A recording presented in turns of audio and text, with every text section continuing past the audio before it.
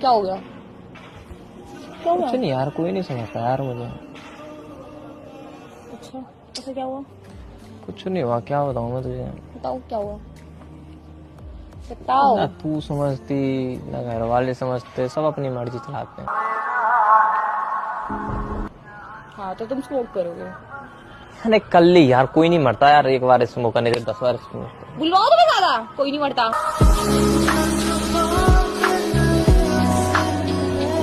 और बता तू, ऐसे ही कर रहा था। और बता तू कैसी है? तुम बताओ तुम कैसे हो?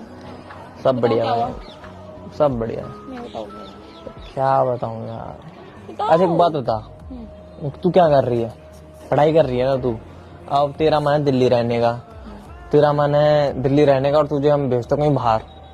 तेरा मन है घर वालों के साथ रहने का, और तुझे बाहर भेज, तुझे कैसा लगेगा?